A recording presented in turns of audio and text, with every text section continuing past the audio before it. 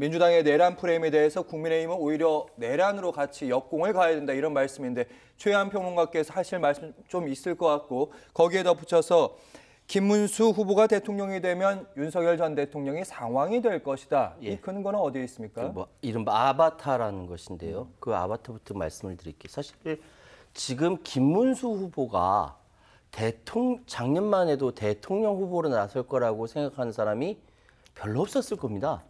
그런데 아마 김문수 후보 자신도 대통령 후보라고 될 것이라고 생각 못했을 텐데 이거는 어디까지나 가정에 의한 거지만 윤석열 대통령이 마음에 두고 있었을까요? 그렇게 생각하지 않고 계엄이라는 이 비상사태가 벌어지고 나서 갑자기 느닷없이 떠오른 거거든요. 그러니까 이 김문수 후보가 자기도 모르게 대통령 후보가 된 것 같은 느낌이 드는데 이전에 경기도지사 끝나고 사실 정치권에서 사실상 물러난 사람입니다. 그러다 보니까 자유통일당 대표를 했고 그런 상황에서 윤석열 대통령이 고용노동부 장관으로 불러서 앉힌 상황에서 이렇게 느닷없이 뜨게 된 거죠. 얼떨결에 후보가 됐단 말씀이세요? 그러다 보니까 사람들이 이야기할 때 이른바 김문수 후보는 윤석열 대통령의 아바타다. 이렇게 이야기를 비판적으로 이야기를 하죠.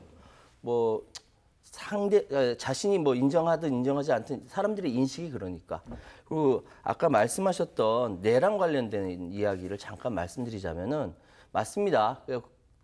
손바닥도 같이 마주쳐야 소리가 나는 법이고 정치권이 혼란스럽다 보니까 민주당의 책임이 있죠. 왜 없겠습니까? 그런데 그 책임이라는 범주가 어디까지 책임의 범주냐면 헌법과 법률 내의 책임이죠.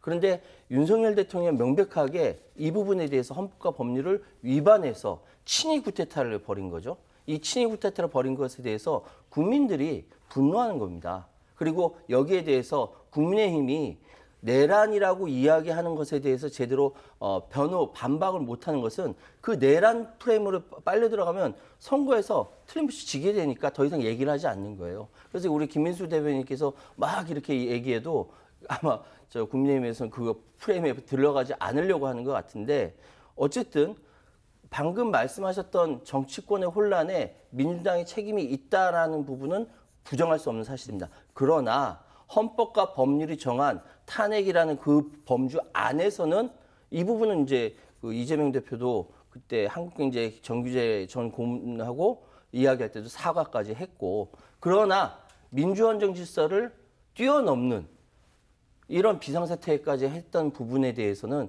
인정할 수가 없는 거죠. 그걸 국민들이 아는 거죠. 알겠습니다.